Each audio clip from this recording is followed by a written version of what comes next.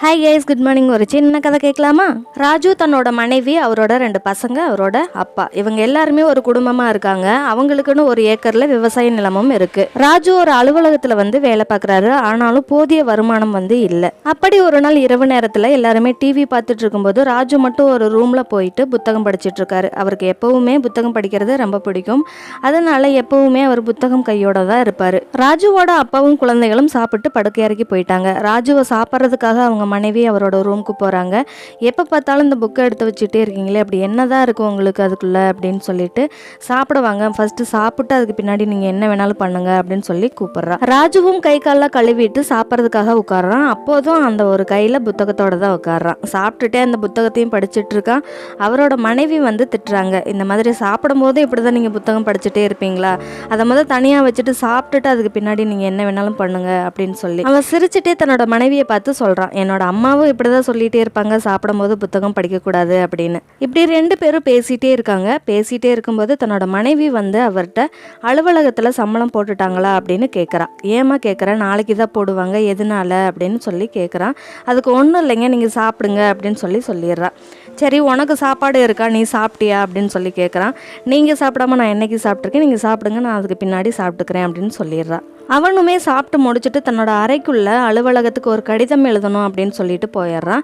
அவள் எல்லா பாத்திரத்தையும் எடுத்து சமையல் அறையில் வச்சுட்டு அவளும் படுக்க போயிடுறான். அப்போ அவன் தண்ணி குடிக்கிறதுக்காக சமையல் அறைக்குள்ளே வரான். இதனடா சாப்பிடாம போய் படுத்துட்டாலே, அதுக்குள்ளே சாப்பிட்டாளா அப்படின்னு சொல்லிட்டு பாத்திரத்தை திறந்து பார்க்குறான். ஃபுல்லாக காலியாக இருக்கு. என்னோட மனைவிட்ட போய் கேட்குறான், ஏமா சாப்பிடாம படுத்துட்ட, சொல்லியிருந்தா 2 பேரும் ஷேர் பண்ணி சாப்பிட்ருக்கலாமே, சாப்பாடு இல்லைன்னு ஏன் சொல்லலை, எக்ஸ்ட்ரா பண்ணியிருக்கலாமே, ஏன் கம்மியாக பண்ணன அப்படின்னு சொல்லி கேட்குறான். அதுக்கு அவனோட மனைவி சொல்கிறாங்க, இல்லைங்க அரிசி கம்மியாக இருந்தது, அதனால தான் நான் உங்கள்கிட்ட அலுவலகத்தில் சம்பளம் போட்டாங்களா அப்படின்னு சொல்லி கேட்டேன் அப்படின்னு.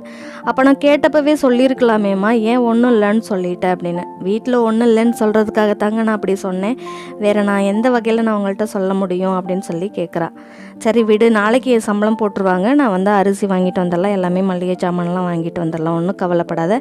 இப்போ நீ சாப்பிட்றதுக்கு நான் என்ன வாங்கிட்டு வரட்டும், நாளைக்கு பஸ்ஸுக்கு போகிறதுக்காக நான் பைசா வச்சுருக்கேன், அதில் நான் வாங்கிட்டு வரேன் அப்படின்னு சொல்கிறான். இப்போ நீங்கள் சாப்பாடு வாங்கிட்டு காலையில் எப்படி போவீங்க ஆஃபீஸ்க்கு, நீங்கள் நடந்தால் போக முடியும், நீங்கள் அதெல்லாம் வைங்க, எனக்கு ஒன்றும் பசிக்கலை, நீங்கள் போய் தூங்குங்க அப்படின்னு சொல்லிடுறான். ஆனால் அவனுக்கு மனசே கேட்கல. இருந்தாலும் படுக்கை அறைக்கு போயிட்டு உறங்குறதுக்கு ட்ரை பண்ணுறான். ஆனால் அவனுக்கு தூக்கமே வரல. அவனோட அம்மா ஞாபகத்துக்கு வர்றாங்க. சின்ன வயசில் ரொம்ப கஷ்டப்பட்டு வளர்த்துருக்காங்க. இப்போ இருந்த நிலைமையை விட ரொம்ப மோசமாக தான் அப்போதைக்கு இருந்திருக்கு. ஒரு நாள் சாப்பாட்டுக்கே ரொம்ப கஷ்டப்பட்டுட்டு இருந்தாங்க. அப்போதைக்கு வேலைகள்லாம் செஞ்சு அவங்கள படிக்க வச்சுருக்காங்க. தன்னோட மனைவி மாதிரி அவங்க அம்மாவும் அந்த வயசில் அவங்களுக்கு சாப்பாடு கொடுத்துட்டு சாப்பாடு இல்லாமல் தனியாக வெறும் வயிற்றோட படுத்திருக்காங்களாம். அவங்க அம்மாவுக்கு இப்படியே சாப்பிடாமையேன்னு அல்சர் பல நோய்கள் உடம்புல வந்துருச்சு. அவனால் அப்போதைக்கு சின்ன பையன், அவனுக்கு ஒன்றுமே தெரியல. அவங்களால ஃபேமிலியை ரன் பண்ணவும் முடியல. என்ன பண்ணுறதுன்னு தெரியல. மருத்துவமனைக்கும் கூட்டிகிட்டு போக முடியல. அவங்க படுத்த படுக்கையாக இறந்தும் போயிட்டாங்க. அதுக்கு பின்னாடி நல்லா படித்து அவனும் ஒரு அலுவலகத்தில் வேலையும் வாங்கிட்டான். இப்போதைக்கு ஓரளவு நிலைமை மாறினாலும் இன்னுமுமே அவங்க கஷ்டப்பட்டுட்டு தான் இருக்காங்க. இதே நிலைமை என் மனைவிக்கும் வந்துடக்கூடாதுன்னு ரொம்ப யோசிக்கிறான்.